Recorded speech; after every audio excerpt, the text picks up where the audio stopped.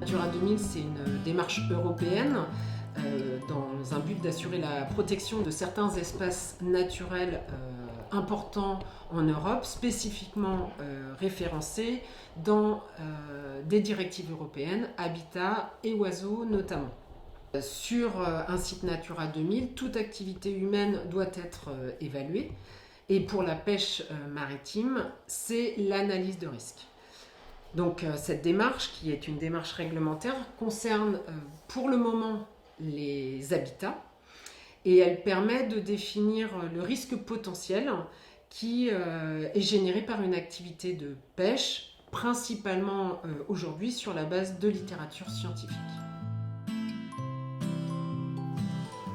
C'est difficile cette histoire d'analyse de risque pêche parce que c'est une proposition de matrice, mais de matrice où il y a l'outil d'un côté, l'habitat de l'autre, et au croisement des deux, dans le cas précis entre la drague et puis l'habitat merle, ça peut amener à une interdiction totale de l'activité. Pourquoi les pêcheurs qui sont dans la production commencent à se mettre à s'occuper aussi de conservation des habitats? Ben, c'est une évolution, c'est ça peut-être la vraie transition écologique. C'est une évolution où on voit les producteurs qui sont dans pas seulement l'acceptation, mais aussi la prise en compte des nécessités écologiques. Donc les objectifs de décider concernent en fait deux échelles, principalement toujours en agissant avec les pêcheurs professionnels. Donc premièrement à l'échelle des sites pilotes bretons, il s'agissait de comprendre et d'évaluer la diversité des situations pour s'assurer de l'efficience des mesures, et puis de proposer des actions adaptées aux spécificités des sites. À noter qu'il ne s'agit bien sûr pas d'aboutir au choix de mesures réglementaires qui sont bien sûr du rôle de l'État et des pêcheurs, mais de permettre aux pêcheurs d'être en mesure de proposer des actions pour préserver le merle, proportionnées aux interactions et correspondant à la réalité.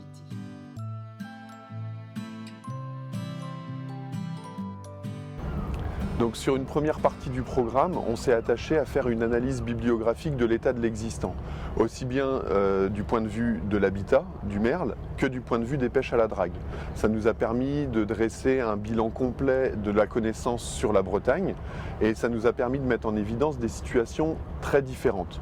Aussi bien du point de vue de l'état de la connaissance, avec des endroits où la connaissance était plus parcellaire, où on connaissait moins la répartition des bancs de merle et l'état des bancs de merle, et également des endroits où on a pu mettre en évidence une hétérogénéité dans la composition des habitats. Et c'est cette diversité de la structuration des habitats et de la diversité des pêches à la drague qui nous ont fait sélectionner des sites pilotes sur lesquels on a travaillé.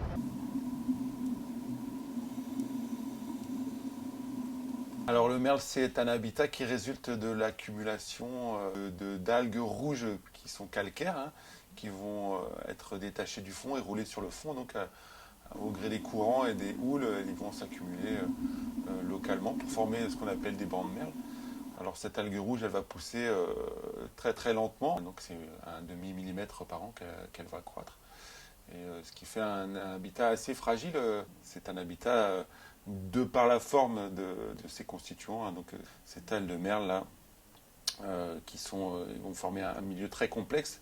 Ce milieu-là, il a beaucoup d'anfractuosité, ce qu'on appelle des micro-habitats, dans lequel il y a une multitude d'espèces qui vont pouvoir s'installer.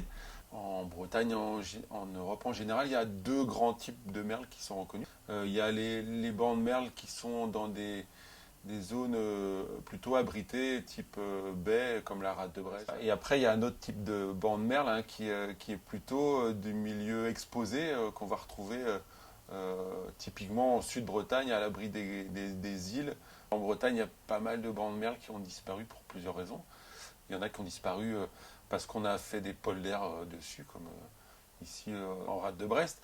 Donc il y a certains bancs qui ont été totalement enlevés du fond de la mer par les activités d'extraction. Il y a d'autres pressions, hein, c'est l'eutrophisation, donc qui est le fait qu'il y a des eaux qui soient enrichies en sels nutritifs et qui vont permettre à d'autres algues de pousser sur le merle. Et il y a une autre activité, hein, qui a aussi du coup des effets sur le merle, c'est les activités de pêche essentiellement à la drague, hein, pour les coquillages, qui aussi vont déplacer le merle et lui modifier sa structure sédimentaire.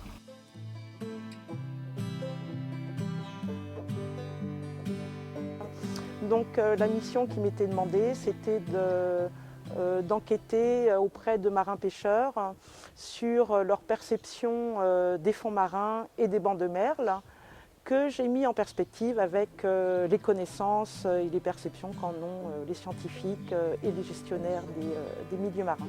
C'était aussi très important de comprendre et d'appréhender l'état des relations entre ces différents acteurs sociaux qui sont concernés par la gestion des bancs de merle. Moi, je pense que c'est important d'avoir des zones protégées. Après, on a l'impression qu'on voit une urgence environnementale, et donc il faut tout de suite une solution, une réponse, et on vient taper sur les premiers venus, et c'est la pêche. Donc on analyse les risques pêche. Si on regarde que la pêche, forcément, on va trouver que c'est la pêche qui est détruite. Mais si on regarde l'ensemble de tout ce qui touche à l'environnement, on se rend compte que la pêche, ça fait partie de l'ensemble. C'est peut-être pas si destructeur que ça. Dans les entretiens que j'ai réalisés auprès d'eux, il y a plusieurs éléments extrêmement importants qui apparaissaient. D'une part, leur attachement à leur métier et leur attachement à la liberté que procure ce métier. Et ils m'expliquaient qu'ils ont de moins en moins de liberté, que c'est un métier extrêmement réglementé et qu'ils ont un petit peu de mal à s'y retrouver dans toutes les contraintes qui s'imposent à eux. Eux, ce que disent les pêcheurs, c'est il n'y a pas une seule manière de pêcher à la drague. Nous, on veut que chaque problématique locale soit prise en compte et on veut que les propositions partent des problématiques locales. Les pêcheurs sont sensibilisés à cette question environnementale, mais ils ne l'abordent pas forcément de la même manière que les scientifiques ou que les gestionnaires. Donc ce programme décidé a été très intéressant pour les pêcheurs dans le sens où ça a permis de prendre en compte leurs connaissances, qui sont différentes des connaissances scientifiques produites par les scientifiques. Leurs connaissances sont liées à une pratique quasi quotidienne sur les sites. Ils connaissent très bien les milieux marins. Donc oui, c'est important de faire participer les professionnels de la pêche à l'élaboration des zones type Natura 2000. Déjà, ça permet de ne pas se laisser complètement écraser par une machine à résultat. Et deuxièmement, ça permet aussi d'échanger les connaissances des pêcheurs, qui sont, je crois, parmi ceux qui connaissent le mieux leur environnement. Au sein des sites pilotes, compte tenu de l'état des situations, on s'est posé des questions différentes. Au Glénan, on a regardé la compatibilité entre un effort de pêche et l'état de l'habitat. On a regardé également sur un secteur plus particulier des Glénans, qui est le secteur des moutons, où il y avait de vives critiques de la part des professionnels sur les cartographies qu'on pouvait leur présenter. Ils ne se reconnaissaient pas du tout dans ces cartographies-là, eux qui connaissent bien les fonds marins sur lesquels ils travaillent. Et on a été vérifier la présence ou l'absence de merle sur les dites cartographies. Et ça nous a permis de mettre en évidence que le banc de merle était effectivement mal caractérisé, mal connu, et c'était ce qui générait des tensions et des crispations quand on essayait de parler de mesures de conservation de l'habitat. On a été dans une situation un peu d'impasse parce que les professionnels ne reconnaissaient pas leur connaissance empirique et comparée à la connaissance scientifique. On avait eu auparavant des cartes assez grossières, assez inadaptées. En fait, là, on a pu, par des sondages, avoir des notions précises des bancs de merle et de leur état de santé.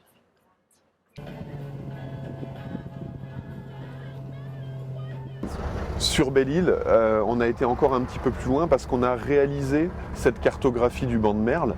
Le manque de connaissances qui était identifié par les professionnels quand on a comparé leur connaissance empirique à la connaissance scientifique nous a amené à bâtir un plan d'échantillonnage spécifique et à réaliser une cartographie nouvelle du banc de merle.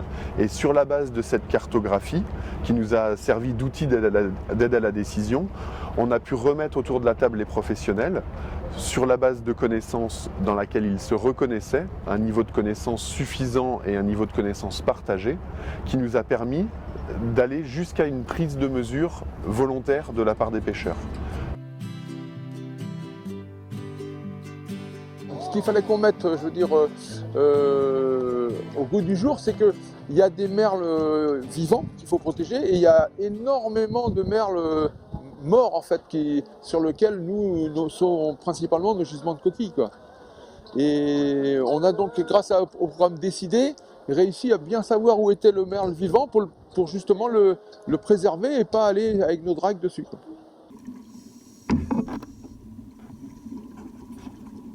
Là, on vient de plonger sur le banc de merle de Belle-Île, un endroit où le merle est bien vivant, bien rouge, des pourcentages de vitalité de quasiment 100%.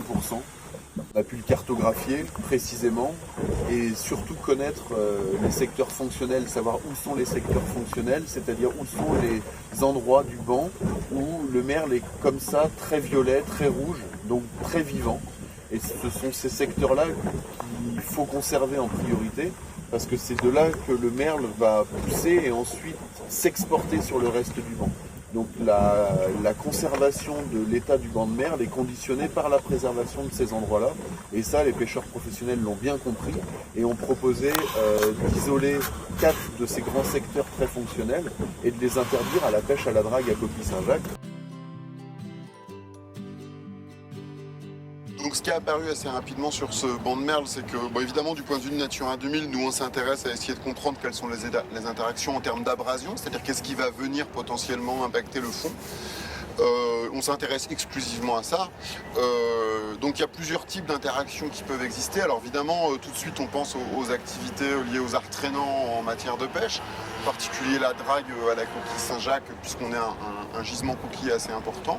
Donc voilà, Décider a permis de s'intéresser de façon pragmatique et puis hyper inclusive vis-à-vis des pêcheurs de la question de la drague à la Coquille Saint-Jacques. Ce qui nous intéresse aujourd'hui, en priorité, c'est d'aborder les autres sujets, c'est-à-dire d'aborder la plaisance, tout type de mouillage, évidemment. Il est certain que sans la cartographie qu'on a aujourd'hui grâce au programme Décider, je pense qu'on n'aurait pas pu ou on ne pourrait pas aborder les choses comme on les aborde aujourd'hui. On a toujours voulu démontrer que travailler autour de la pêche et travailler avec les pêcheurs, analyse de risque ou pas, on peut réussir à mettre en place des choses. D'ailleurs, Décider le prouve.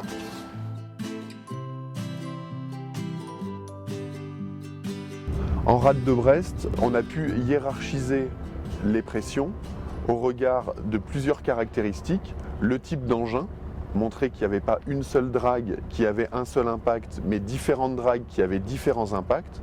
Au regard également de l'intensité de pêche, qui est un paramètre important dans la génération d'un effet sur les habitats, et notamment sur les bancs de merle. Et un troisième aspect qui était l'aspect des pratiques, qu'avec un même engin, pratiqué différemment, on observait un impact qui était différent. Ça, c'est le premier groupe de résultats qu'on a eu sur la rade de Brest. Le deuxième groupe de résultats, on a pu mettre en évidence un phénomène de résilience, c'est-à-dire qu'en fonction du type d'engin et en fonction de la pression de pêche, l'habitat ne retrouvait pas un état d'origine à la même vitesse. Et tous ces éléments-là sont importants pour la prise de décision future, qui nous amènera à avoir une prise de décision qui est proportionnée à la réalité des effets observés. La démarche dans laquelle s'est inscrit le programme Décider a permis de formaliser des grands principes pour appréhender les dossiers environnementaux qui étaient plus ou moins sous-jacents depuis de nombreuses années au comité régional des pêches de Bretagne et a fait l'objet d'une motion qui a été votée par le conseil du comité régional à la fin de l'année 2018 et qui permet d'édicter de grands principes selon lesquels nous voulons travailler dans le cadre de l'environnement, pour pouvoir amener les pêcheurs professionnels à être proactifs en termes de gestion de leur activité, mais également de gestion des habitats marins et des espèces. Les résultats du programme Décider ont permis également de montrer une chose importante, c'est qu'on ne peut pas être trop binaire. Réduire l'environnement ou simplifier l'environnement et simplifier les pratiques amène à une prise de décision qui peut être impactante pour l'activité et peu efficiente pour la protection de l'environnement. Décider à ce côté extrêmement vital, nécessaire, de voir l'activité de pêche, de production, qui devient maître de sa destinée, mais de façon plus complète, c'est-à-dire en intégrant des nécessités environnementales.